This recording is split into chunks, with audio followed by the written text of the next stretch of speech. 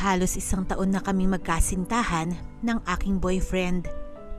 Pero hanggang ngayon, wala pa rin nangyayari. Hindi naman sa gusto ko, pero aminin na nating walang lasa ang buhay kung wala nun. Romance kung tawagin ng iba. Kailan nga ba kami huling naghalikan? Hindi ko na maalala, sa sobrang tagal na. Hindi ko na matandaan. Mahal ko siya.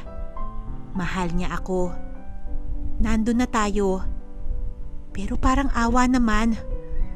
Gusto ko nang maranasan ang maging tunay na babae. Sino bang hindi may gusto nun? Nasa tamang edad na rin naman kami 21 na ako, 23 siya. Pareho kaming may maayos na trabaho.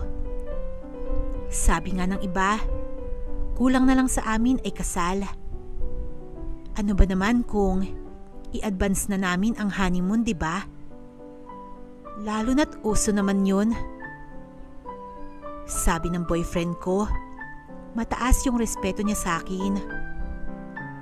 Sus, sana man lang pinapakiramdaman niya ako. Gusto ko na rin namang maranasan yun. Okay lang naman sa akin yun. Basta wala siyang ibang magiging babae. At sa bandang huli, ako pa rin ang pakakasalan niya. At yun, ang tunay na respeto para sa akin. Hanggang dumating ang isang gabi na di ko inaasahan na may mangyayari. Na-stranded kami sa isang lugar kung saan wala kaming masakyan. Wala kasing madaanan ang mga bus gawa ng matinding bagyo na nagsanhi ng mabilisang pagbaha. Napakalakas ng ulan. Zero visibility ang kalsada. Ang mga puno at mga poste ng kuryente ay unti-unting natutumba gawa ng malakas na hangin. Ang mga yero lumilipad, natatangay at talagang napakadelikado sa daan. Wala kaming choice kundi palipasin muna ang kasagsagan ng bagyo para na rin sa kaligtasan namin, lalo na't malapit nang pumutok ang dilim. Walang-wala naman sa isip ko nang magdesisyon ang boyfriend ko na mag-stay sa isang apartel buong gabi. At bukas na lang ng umaga kami uuwi. Ang tanging nasa isip ko lang nun, matutulog lang kami sa apartel. Pero sa di inaasahang pagkakataon, may nangyari ng gabing iyon. Pagpasok namin sa room, dumiretso ako sa banyo para maligo. Nabasa kasi kami ng ulan, kaya kailangan magbanlaw ng katawan. Akala ko pa nga, sasabayan niya ako Pero lang mahina talaga siya. Paglabas ko ng banyo nang matapos na ako, nakita ko ang boyfriend ko. May nakabalabal na towel sa likod niya. Ngayon ko lang siya nakita na ganoon. Matipuno talaga ang katawan niya. Parang nakita ko si Derek Ramsey. Napalunok ako nang mapunta ang paningin ko sa kanya. Nagulat ako nang bigla siyang magsalita. Ang sama ng lasa ng food, no? Sana pala nag-Jollibee na lang tayo. Ang cute talaga ng boyfriend ko. Ayos lang.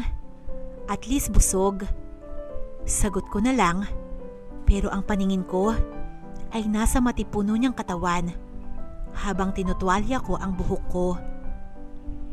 Sana pala hindi muna ako nagbihis sa loob ng banyo.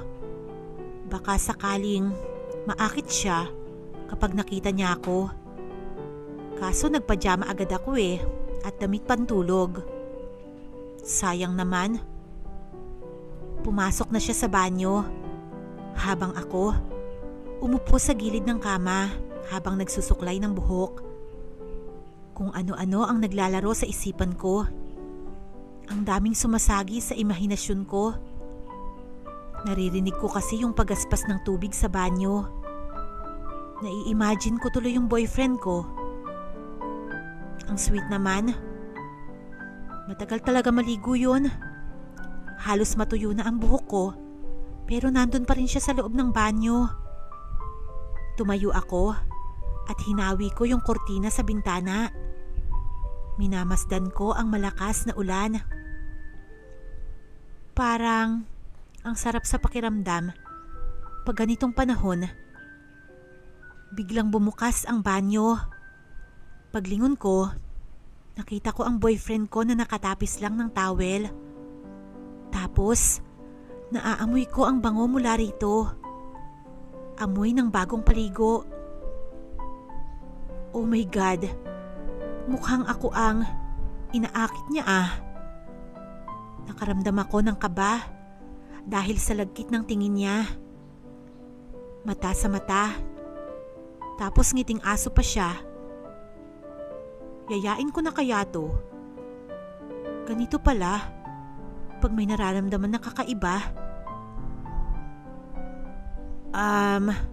Babe, mauna na akong matulog sa'yo. Bigla akong nataranta dahil sa nerbiyos. Siyempre, first time ko. Ewan ko ba kung bakit bigla akong natakot. Samantalang ito yung pinanananabikan ko. Siguro dahil iniisip ko na baka may mangyari nga sa amin ngayong gabi. Kahit papaano, natatakot pa rin akong mabuntis. Sana may baon siya. Kinausap ko pa sarili ko. Ano ba? Magtigil ka nga. Matutulog lang kayo, sabi ko sa isipan ko. Humiga ako sa kama at saka ako nagkumot. Hindi ko ata kayang tumingin sa kanya habang nagbibihis siya. Nakakailang. Iba pala talaga pag aktwal nang nangyayari. Matutulog ka na agad? 8:00 pa lang ah. Tugon niya. Nagulat na naman ako. Ba't ba ako nasisindak sa tuwing magsasalita siya? Kinakabahan talaga ako. Nagtalukbong na lang ako ng kumot. Mukha ko lang nakalitaw. Magkwentuhan muna tayo, patuloy niya. Kwentuhan lang? Ano ba yan? Di ko maintindihan sarili ko. Ba't ba ang init ng katawan ko? Bakit ganito? May alinlangan naman. E di, kwentuhan mo na lang ako hanggang sa makatulog ako. Sagot ko. Siyempre, para hindi niya ako mahalata. Kahit nakatagilid ako at nakatalikod ako sa kanya, dama ko pa rin ang pagdampot niya ng unan. Nilingon ko siya. Nakita ko na inilatag niya sa sahig ang unan at dun siya nahiga. Pambihira, ang hina talaga niya. Hindi niya ba ito nakikita bilang pagkakataon? Bakit dun siya sa sahig matutulog? Hay, minsan di rin pala okay yung gentleman. Oh, ba't dyan ka humiga? Patay mali siya kunwari. Naiilang kasi akong tumabi sa'yo, sagot niya. Sus, ang tagal na nating magkasintahan na. Ngayon ka pa nahiya? Dito ka na lang sa tabi ko. Hindi ko naman hahayaan na sa sahig matutulog ang boyfriend ko. Isa lang ang kumot. Baka ginawin ka dyan, no? Hindi, ayos lang ako dito. Nak ng tokwa naman, oo. Nagpaliwanag na nga ako, umaarte pa rin. Parang gusto ko na siyang diretsahin. Angkinin at paligayahin. Ang hina talaga niya. Dito ka na lang sa tabi ko. Tabi tayo. Pagpupumilit ko na may kasamang ngiti para mapanatag na siya. Napilitan ata, umakyat din sa kama. Humiga siya sa tabi ko at pinagsaluhan namin ang isang kumot. Kaso ang problema, tumalikod naman siya sa akin. Langya naman talaga, oo. Mukhang wala nga yatang mangyayari sa amin ngayong gabi. Mukhang tutulugan lang talaga niya ako. Nakakabanas na tong pag-iinarte niya ha. Hindi ba talaga niya nahahalata na may kakaiba ng nararamdaman ang girlfriend niya? Iniisip ko tuloy na walang karanasan ang boyfriend ko at hindi alam kung paano simulan. Walang karanasan na mahiyain at nag-aalinlangan. Walang karanasan na may takot pa rin at hindi marunong gumawa ng hakbang. Pero teka, wala rin naman akong karanasan ah. Matutulog ka na ba, babe? Ako naman ngayon ang nagtatanong. Oo, napagod ako eh. Tsaka ang sarap matulog pag malakas ang ulan. Leche, robot ata to eh. Hindi kaya bading ang boyfriend ko? Huwag naman sana. At huwag sa oras na to. Baka nga walang mangyari. Nakakainis. O sige, pakipatay mo na lang yung ilaw. Umaasa pa rin ako. Pinatay niya yung ilaw. Nagdilim ang buong paligid. Ang tanging liwanag lang ay yung nagmumula sa bintana tuwing kumikidlat. Lalo nang tumaas ang aking nararamdaman. Ang sarap nga sa pakiramdam eh. Sa ganitong pagkakataon. Madilim, malamig, kumukulog at kumikidlat. Tapos, wala pang karanasan yung katabi mo. At syempre, ganun din ako. Ang sarap sa pakiramdam. Pinagpapawisan ang kilikili ko kahit pa malamig ang binubuga ng mahinang aircon. Tinalikuran ko na lang din ang boyfriend ko. Pero sa imahinasyon, iba talaga ang naiisip ko. Kahit sa pantasya man lang, niyakap ko pa yung unan. Hindi ko napapansin na napapahigpit ang yakap ko sa unan. Gusto ko na talaga na maranasan yun. Gigil na talaga ako. Ilang saglit lang, bigla ko na lang naramdaman na umalog ang kama. Tapos, naramdaman ko ang kamay ng aking boyfriend. Niyakap niya ako. Sa bakhag niya ay tumaas ang init ng katawan ko.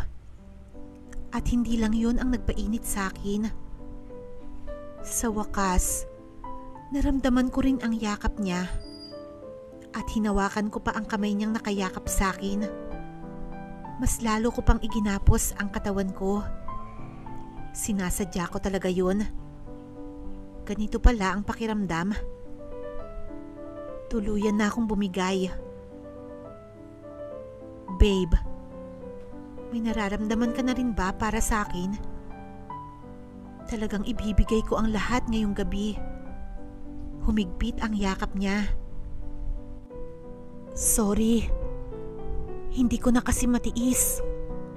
Sagot niya at nanginginig pa ang boses. Alin? Alin ang hindi mo na matiis? Alam mo na yon. Ang ginawa ko ay lalo ko pang hinigpitan ang pagyakap ko sa kanya. Babe, pabulong kong sambit. Lalong humigpit din ang yakap niya.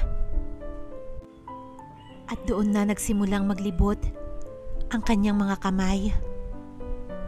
Naglapit ang aming mga mukha. Ang aming mga labi ay unti-unting naglapat.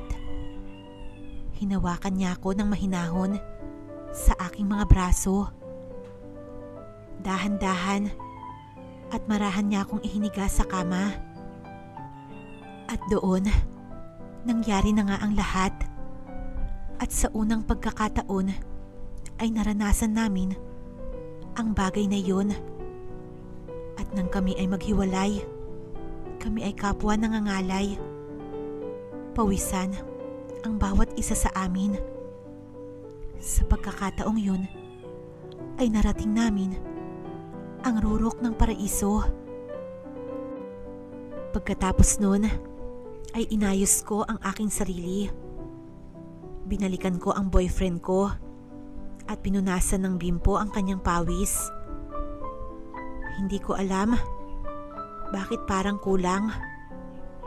Hahabulin ko sana pero huli na ang lahat. Oops, sorry. Dismayado ako sa sabi ng boyfriend ko na yon. Sayang, gusto ko pa naman din ulitin. Kahit anong mangyari, gagawin ko ang lahat. Pero wala na. Sadyang pagod na ang boyfriend ko. Siguro dahil first time nga niya. O sadyang mahina lang ang boyfriend ko. Sorry babe. Pagod kasi ako. Ang tanging naidahilan niya. At saka niya inayos ang kanyang sarili. Ang bilis pa talaga niyang makatulog. Inis na inis ako. Paano niya nagawa sa akin? Baka nga dahil sa unang karanasan niya? Sayang.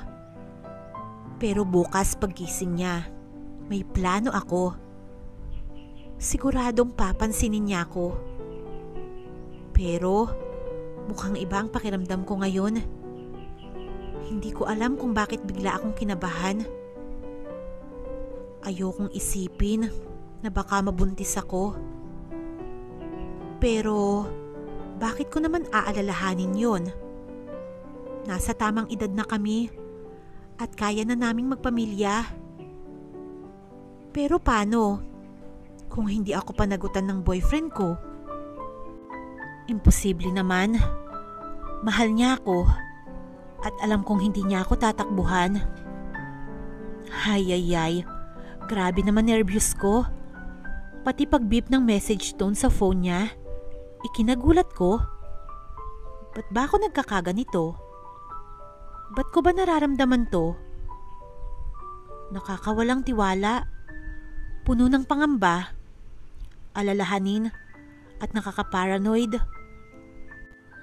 Teka, sigurado nga ba ako sa desisyon ko na may mangyari sa amin kahit hindi pa kami kasal? Nasagot ang lahat ng tanong ko nang basahin ko ang text message sa cellphone ng boyfriend ko. Nagtaka pa ako nung una dahil hating gabi na. Nagte-text pa sa kanya ang best friend ko. Han, buntis ako. Ikaw ang ama. Mahirap palang makipaghiwalay sa lalaking nakuha ka ng buong buo. Nakabuntis ang boyfriend ko. Huli na. Nangyari na ang lahat. Wala na akong magagawa pa. Isa pa, ginusto ko naman to. Kung una pa lang nalaman ko, hindi na sana kami humantong sa ganito. Masakit man, pero tatanggapin ko. Kung ako man ang nasa kalagayan ng babae, ay masasaktan ako kung hindi niya ako pananagutan. Naghiwalay kami at hindi na muling nag-usap pa. Pinilit kong kalimutan ang lahat. Langya naman, oo. Akala ko pa ba naman wala siyang karanasan? Akala ko totoo na iginagalang niya ako bilang girlfriend niya. Noon pala, nakabuntis na siya at pangalawa lang pala ako. Pinilit ko na lang nakalimutan ang lahat. Nilibang at pinasaya ko ang sarili. Bumalik ako sa trabaho na parang walang nangyari. Lumipas ang panahon, nakilala ko rin ang lalaki na muling nagpatibok ng aking puso. Minahal ako ng buo sa kabila ng aking karanasan. Di man niya ako nakuha ng buo, ay pinanagutan niya ako at pinakasalan. Nagsama kami ng masaya at tahimik. Kasama ang kambal naming anak.